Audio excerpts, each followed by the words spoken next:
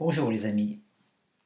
Aujourd'hui, je voudrais vous entretenir sur un sujet un peu particulier, la guérison et aussi des vies antérieures. Donc on pourrait dire en résumé aussi la guérison des vies antérieures. Alors quand on regarde dans un ouvrage comme la Bible, par exemple, on retrouve des traces des informations importantes. Donc il faut savoir que la vérité est partout et que même si à l'intérieur des instructions ou des révélations qui sont faites dans la Bible, il y a eu des ajouts qui ont, euh, qui ont modifié quelque peu les informations, il y a quand même une source d'information importante puisque la Bible peut être interprétée aussi au niveau quantique qu'au niveau métaphysique. Hein. C'est un ouvrage de métaphysique quantique, c'est un ouvrage aussi d'alchimie. Donc aujourd'hui dans le propos, je vais vous parler déjà dans un premier temps, vous voyez par exemple de Moïse. Dans l'histoire de Moïse et des Hébreux, on se souvient de ce passage où les Hébreux étaient prisonniers dans la terre d'Égypte et qu'ils voulaient accéder à la terre promise et que Moïse est arrivé comme le messager, le libérateur. Et que pour se libérer du Pharaon, il fallait qu'il traverse la mer Rouge. Là, avant d'accéder au paradis, après 40 ans d'errance dans le désert. Et là, il y a un grand message métaphysique, symbolique. Même si l'histoire est vraie, derrière, il y a un symbolique. Et les Hébreux, ça symbolise simplement nos pensées, la partie de notre être, de notre conscience, nos pensées, qui sont prisonniers d'un ancien monde. Un monde d'esclavage, un monde dans lequel il faut travailler, où il faut souffrir, sous le joug, naturellement, de la nécessité. Hein, gouverné par un pharaon, donc par un tyran, par un mental qui nous amène à avoir une vie difficile. Moïse, c'est le messager en nous. C'est quand la voix de notre conscience, quand la voix de notre messager intérieur commence à se manifester et dire je vais vous aider à partir de cet esclavage.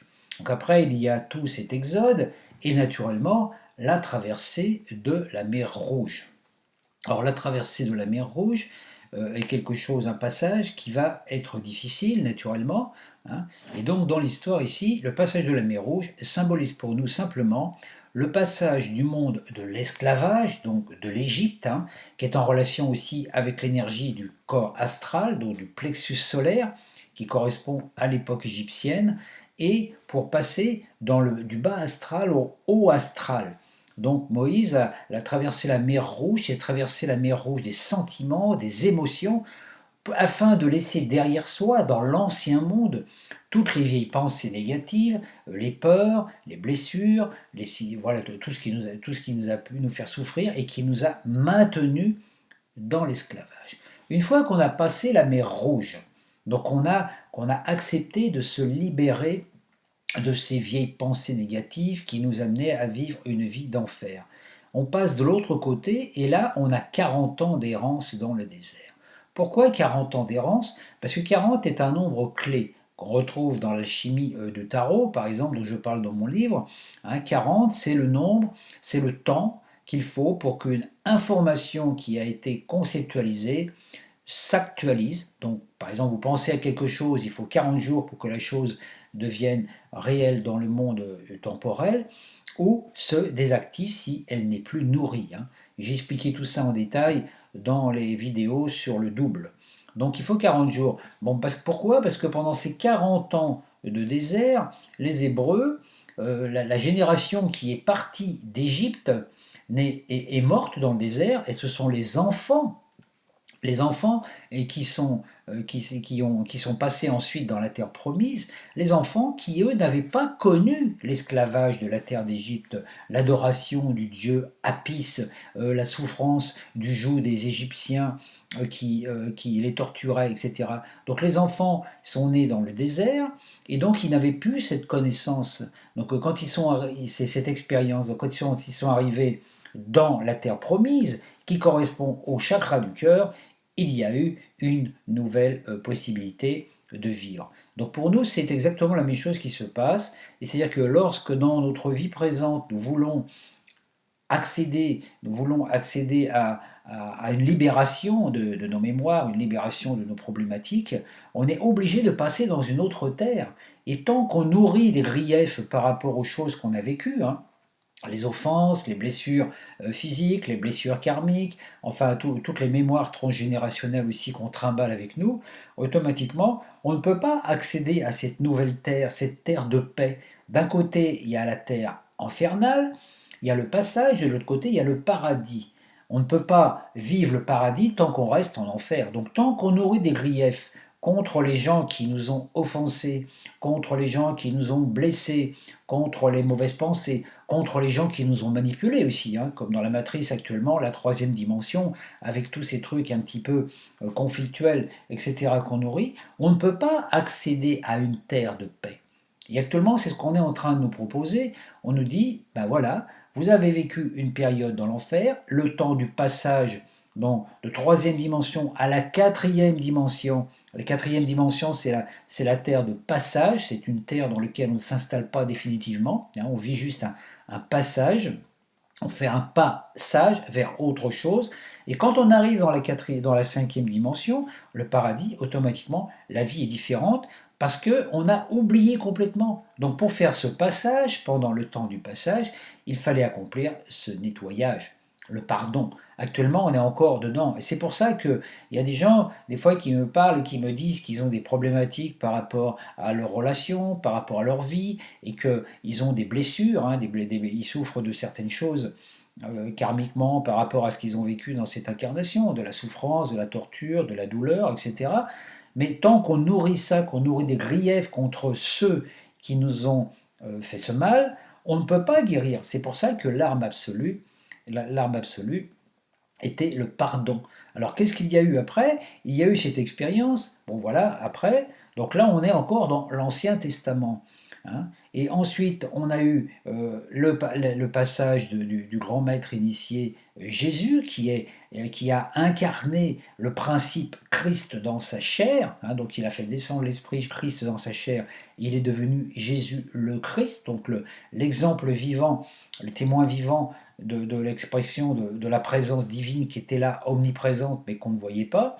Et Jésus, qu'est-ce qu'il a fait? Il nous a invités à passer de l'Ancien Testament au Nouveau Testament. Or, quand vous regardez dans l'Ancien Testament, vous trouvez quoi? Vous trouvez que des histoires de guerre, de violence, de domination, etc. Et tout ça. Comme nous, si on va chercher dans la mémoire humaine de l'humanité aujourd'hui, hein, si on regarde dans notre passé, depuis l'Atlantide, parce qu'avant on ne se souvient pas, et ben automatiquement, qu'est-ce qui se passe? On voit que des histoires de guerre, de domination, de violence, de viol, de perturbations, etc. Donc un peu un enfer. Donc on peut dire que tant qu'on nourrit des mémoires, du souvenir de tout ce qui s'est passé sur la Terre depuis plus de 12 000 ans, on ne voit que des choses horribles. Donc on nous dit maintenant, si vous voulez passer le passage, la porte étroite, la porte du cœur est une porte étroite, qui nous permet de passer dans une autre conscience qui est même au-delà du cœur. Hein. Le cœur, c'est la quatrième dimension, c'est le passage. Et après, pour passer, arriver dans la cinquième dimension, qui est le monde causal, le monde de la lumière, le monde du soi. Donc c'est très important d'arriver à faire ce travail. Et Jésus a apporté comme arme principale, l'outil principal qu'il a amené, c'est le pardon. Effacer les offenses. Accepter pour sortir de la loi du karma qui était œil pour œil, dent pour dent, hein, il fallait automatiquement accomplir le pardon. Donc pardonner aux offenses, pardonner aux ennemis, pardonner à tout ce qui a été vécu dans les vies passées, pour dire, ouf, je m'installe dans une zone de paix, et maintenant j'oublie complètement parce que j'ai pardonné à tout le passé, et à partir de là, je vais pouvoir vivre une autre vie sans être omnubilé par des vieilles réactions, par des vieilles rancunes, etc. Le pardon accomplit un oubli. Et avant toute chose, le pardon bénéficie à qui? À celui qui pardonne. Parce que vous pouvez pardonner à quelqu'un qui vous a fait du mal, mais tant que vous pardonnez à cette personne, enfin quand vous pardonnez à cette personne qui vous a fait du mal, en fait c'est vous que vous libérez. Parce que la personne n'est pas obligée, elle, de vous pardonner. Si elle ne veut pas vous pardonner, c'est son problème après, c'est son problème d'incarnation. Parce que quand on vient sur la Terre, on lit des choses, hein. Quand on a une relation difficile avec quelqu'un, on fait un nœud émotionnel, et tant qu'il y a un nœud, on se réincarne, c'est le principe des fils. On ne peut pas dire à la fin d'une vie, oh ça y est, bon moi j'ai réglé tous mes problèmes, je m'en vais, non. S'il y a encore des nœuds, et s'il y a encore des nœuds émotionnels, ou des nœuds qui sont liés par des désirs, ou par des rancunes, ou par des choses, automatiquement, dès l'instant que notre âme passe dans un autre plan, elle est attirée à nouveau par la loi d'attraction dans ce monde pour dire, hé Coco, tu as encore un nœud que tu n'as pas défait, mais il faut défaire le nœud. Et quand on rencontre des fois des gens avec lesquels on a eu des relations karmiques, on a des nœuds à défaire. Et la plupart du temps, souvent, qu'est-ce qu'on fait? On fait des nouveaux nœuds dessus. Donc les nœuds deviennent tellement compliqués que c'est très difficile à les défaire. Et qu'à un moment, ça devient un peu compliqué. Vous savez, quand vous avez trop de nœuds dans une corde, des fois, il faut couper la corde carrément pour pouvoir, voilà, pour pouvoir s'en libérer. Donc tant qu'on a quelque chose dans ce monde qui n'est pas nettoyé, dans ce monde on revient. Même si on se dit ah ça y est, moi j'ai plus envie de vivre de choses dans ce monde. Non non, ça marche pas comme ça. C'est au-delà de notre conscience. C'est une question de vibration. Donc si on veut accéder à la cinquième dimension, qui est une dimension d'unité, de partage, d'amour, de solidarité, enfin la vie, la fraternité humaine, il faut oublier ces vieux griefs, il faut oublier toutes ces histoires qui se sont passées dans le passé, toutes ces violences raciales, toutes ces violences même de la dernière guerre mondiale ou des guerres d'avant, ou garder des images même par rapport dans la relation homme-femme. Tant qu'on maintient cette image que l'homme a dominé la femme pendant des millénaires et qu'avant cela c'était la femme qui dominait l'homme, parce que l'époque de matriarcale a existé avant l'époque patriarcale, hein. On est sans arrêt dans des trucs, on dit ah bah oui nous les femmes on souffre, nous on a ceci, nous on a cela, tous les hommes sont ceci, que cela. Mais tant qu'on ne pardonne pas à à l'entité, la polarité masculine ou à la polarité féminine des offenses qu'on a vécues dans le passé, on s'identifie à cette vie présente et on reste dans la problématique. Pourquoi? Parce que le masculin et le féminin sont en nous. Tant qu'on ne pardonne pas aux hommes tout ce qu'ils peuvent avoir fait en manipulation, on ne pardonne pas à son homme intérieur et on est dans la dualité. Et inversement aussi avec l'énergie féminine. Donc il faut faire attention à ne pas s'identifier à la vie présente. Si par exemple moi je m'identifie à la vie présente actuelle en tant qu'homme, j'ai vécu des périodes un petit peu compliquées aussi avec des femmes, hein. Il y a des femmes qui m'ont pas fait que du bien, mais il y a un moment je me suis dit, bah, il faut, voilà, donc maintenant il a fallu que je me libère de ça, que je n'ai pas de grief vis-à-vis de ces femmes, savoir que si elles m'avaient fait vivre ça, c'est parce qu'il y a une partie de moi qui avait quelque chose à comprendre, quelque chose à régler, quelque chose à harmoniser, et maintenant être en accord total, même en étant un homme, avec l'énergie féminine. C'est-à-dire ne pas avoir cette image négative des femmes. Moi, j'ai cette image des femmes positives, aussi bien que celle des hommes, parce qu'il y a aussi des hommes qui m'ont peut-être, dans cette vie, fait des choses pas tout à fait sympathiques.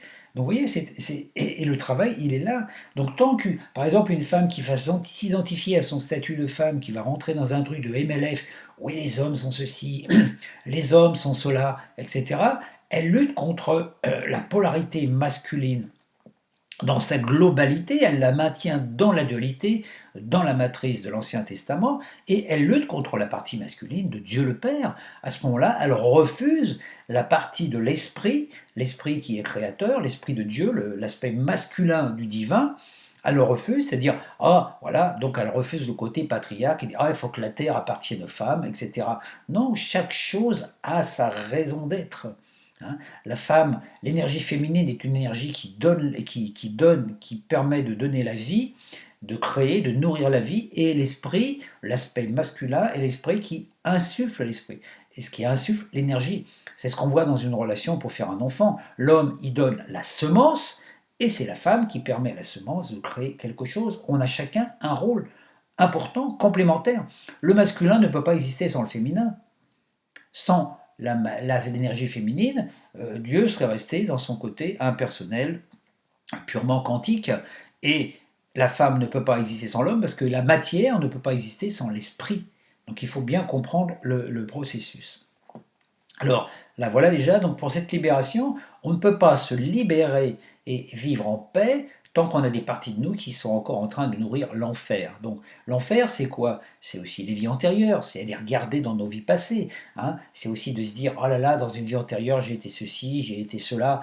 Que ce soit des vies antérieures sympas ou pas, peu importe, parce que ce que je vais vous révéler maintenant, c'est que, en fait, les vies antérieures sont, certes, on a des vies antérieures, mais en fait, dans ce principe tel qu'on le comprend, linéaire, donc des vies antérieures, ça veut dire avant, et j'aurai d'autres vues dans le futur, et je suis dans le présent. Hein, voilà, un passé linéaire. Alors en fait, c'est complètement faux, parce que l'espace-temps, la notion d'espace-temps, dans les plans de lumière d'unité, il n'y a pas de temps, tout se passe dans l'instant présent. Alors si vous voyez, quand vous parlez de vos vies antérieures, par exemple, moi je peux dire, par exemple, j'ai eu une vie antérieure de chevalier, par exemple, ou une vie antérieure de moine. Alors je peux dire, moi Christian, ben non, moi Christian, j'ai pas eu de vie antérieure de moine ni de chevalier. Mon soi divin a projeté une partie de sa conscience dans cette énergie, et moi, je suis en lien avec ces personnages. Donc en fait, vous voyez, on peut dire, on a des vies antérieures, mais en fin de compte, on n'en a pas. Pourquoi? Parce que le soi, notre soi intemporel, qui vit dans une fréquence d'unité. Le soi, c'est notre Père qui est aux cieux, à nous, en tant qu'être humain, et lui-même, il fait partie du soi collectif qu'on appelle Dieu ou la présence divine. Donc votre soi est multidimensionnel, c'est-à-dire qu'il peut se manifester dans d'autres dimensions, 14e, 18e, etc. Et dans la troisième dimension, le soi peut se manifester en se projetant dans une multitude d'incarnations en même temps qu'il va gérer dans les strates du temps. Par exemple, imaginez votre soi qui est au niveau du quantique de la présence solaire, va se manifester, par exemple, c'est un exemple que je donne, dans 5 incarnations. Imaginez, par exemple, mon soi va dire, tiens, je vais m'incarner sous forme de Christian au XXe siècle, sous forme d'un chevalier au Moyen Âge, sous forme d'un moine à une autre époque, sous forme d'un grec, sous forme d'un romain et sous forme d'un égyptien. Voilà. Moi, voilà. Donc, il va y avoir, par exemple, ces 6 incarnations en même temps. Dans les strates du temps, parce que le soi, le moi qui vit en Égypte et le moi qui vit en Grèce, le moi qui vit à Rome, le moi qui vit en tant que chevalier, et puis le moi qui vit aujourd'hui, qui est moi, nous sommes tous interconnectés par une vibration télépathique, puisque nous sommes issus du même Père, le soi.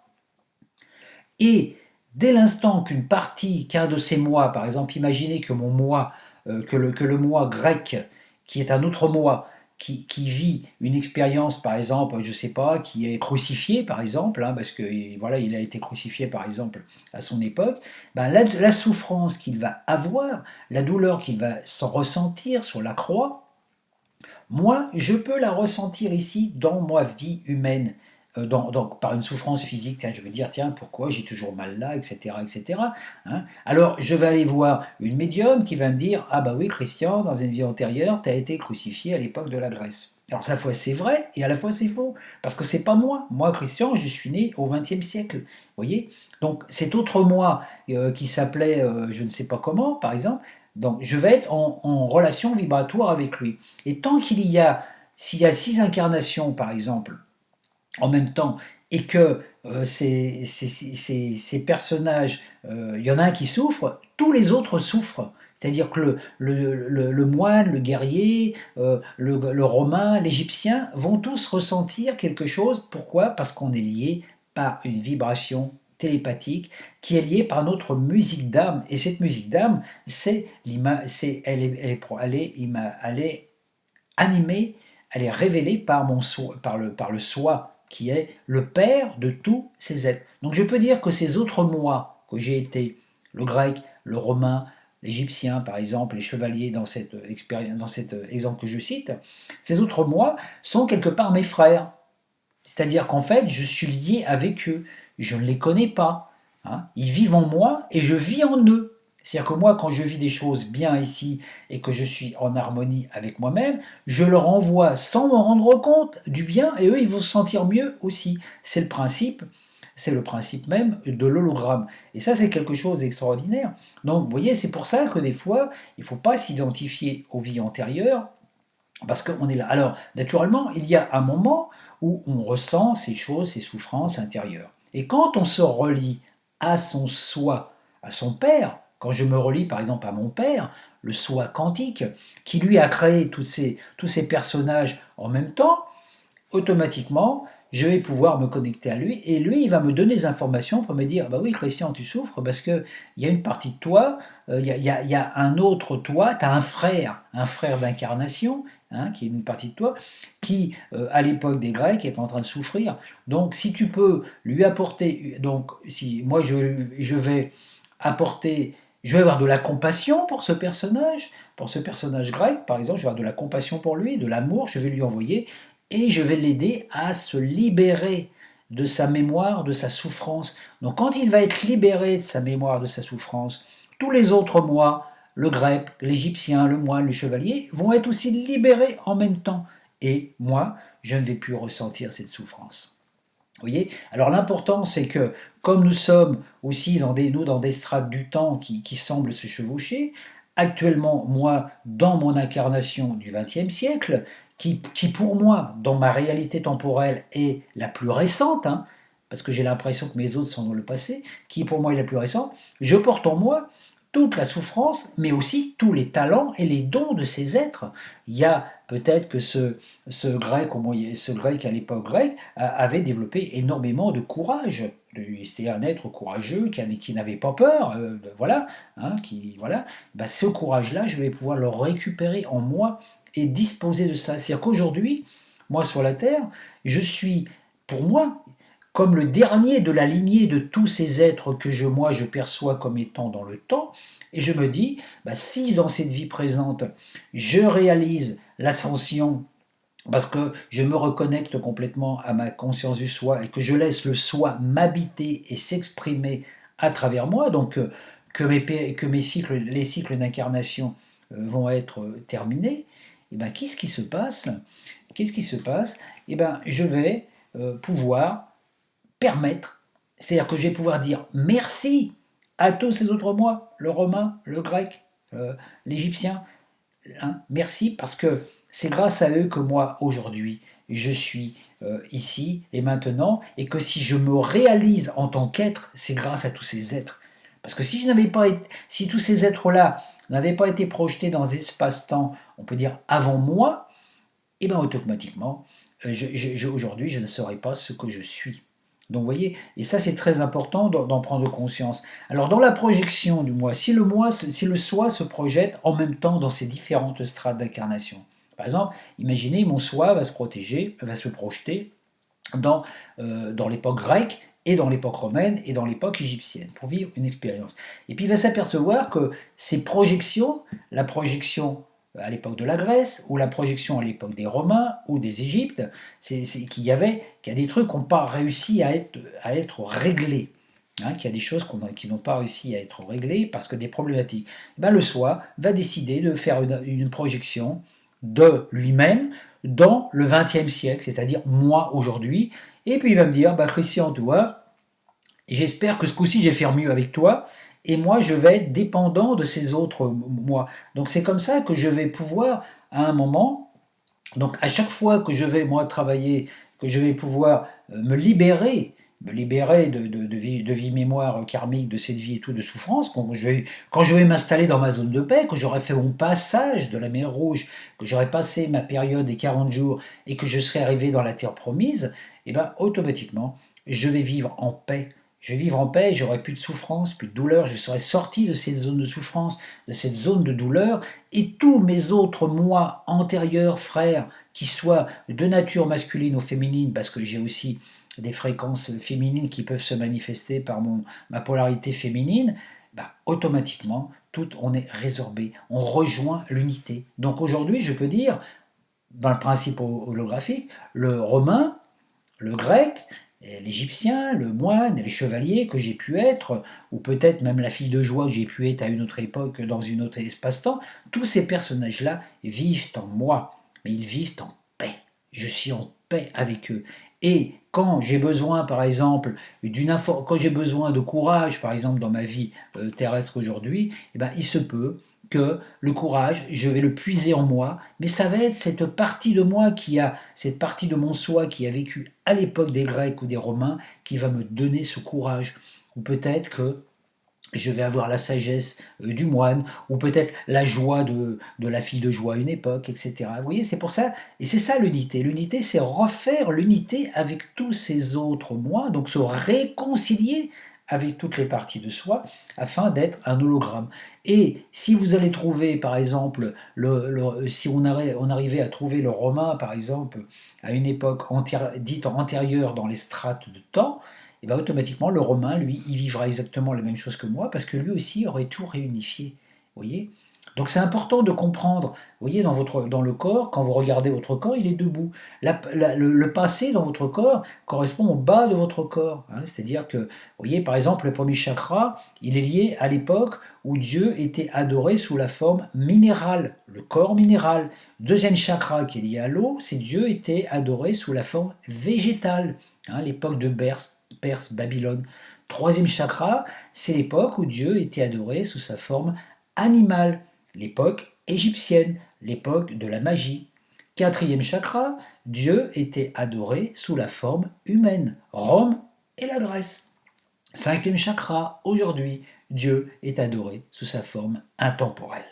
Nous sommes la cinquième race, la race qui va intégrer, qui va faire la synthèse de tous les autres, qui correspond au cinquième élément et qui est une race d'unité. Donc dans cette cinquième race qui vient, qui est en train de s'installer sur la Terre, tous les êtres humains, qu'ils soient blancs, noirs, qu'ils proviennent de n'importe quelle essence, etc., qu'ils soient de n'importe quelle religion, tous nous allons fusionner en prenant conscience que Dieu n'est pas un être assis sur un nuage, mais un principe intemporel qui nous habite tous. Dieu, c'est un peu la substance de l'univers, intelligente, aimante et vibrante, qui donne la vie à tous les êtres. Donc nous pouvons soit la reconnaître, à partir de là vivre dans la plénitude et l'abondance, soit la nier ou ne pas la reconnaître. Elle est là, en potentiel. Hein. C'est-à-dire, c'est la même chose que vous vivez, par exemple, quand vous voyez une pièce qui est dans le noir, d'un seul coup, il y a le soleil qui se lève, toute la pièce devient lumineuse. Donc, l'ombre qui était dans la pièce, l'obscurité, n'était qu'une illusion. Et le soleil a remplacé. Ben, c'est exactement la même chose. Nous avons eu beaucoup d'ombre à l'intérieur de nous, parce qu'il y a des parties de nous qu'on ne connaissait pas, par rapport à ces vies parallèles, quelque part, des souffrances, et puis d'un seul coup, il y a la lumière divine qui descend en nous et qui nous révèle cela. Voilà. Et c'est cela que j'ai eu envie de partager avec vous aujourd'hui.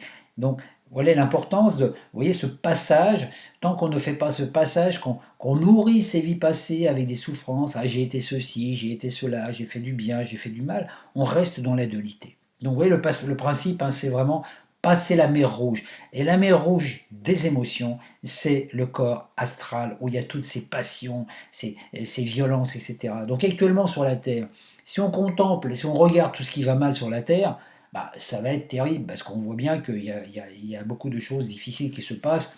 Il y a encore beaucoup de violences, hein, des violences qui sont dignes du Moyen-Âge, hein, quelque part, ou peut-être même, voilà, des barbares existent encore. Et en même temps, à côté de ça, vous avez plein de gens qui sont sympathiques.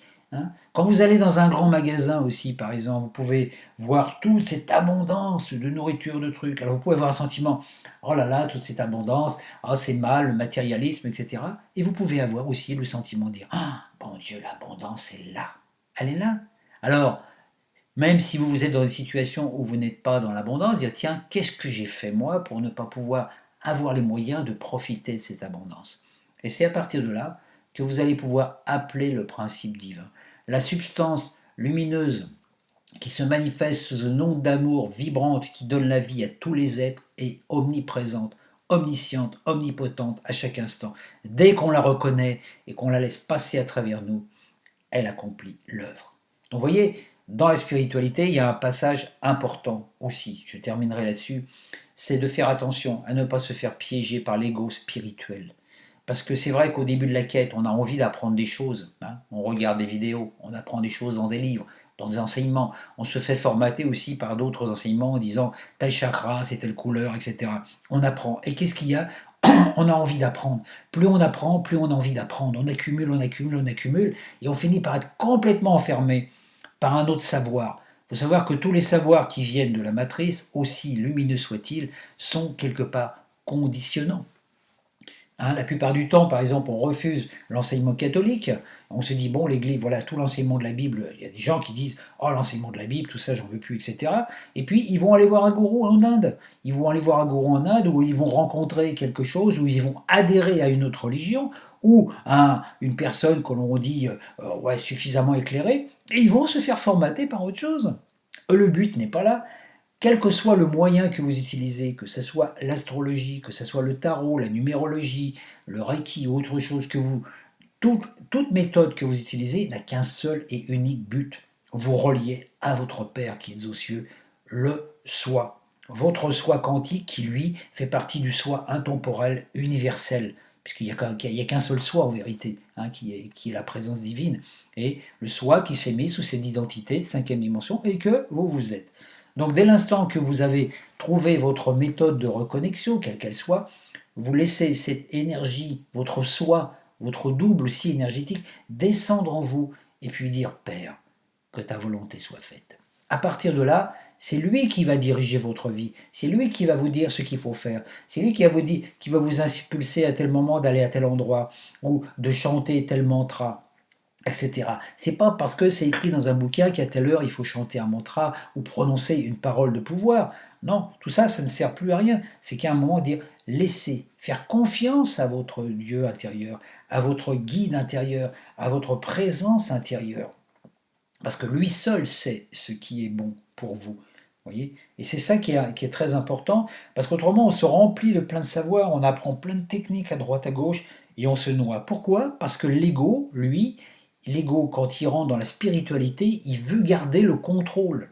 Alors actuellement, vous apprenez tout, hein, l'astrologie, le tarot, les tas de choses, et ah, voilà, j'ai un super pouvoir, maintenant je connais toutes ces choses, etc.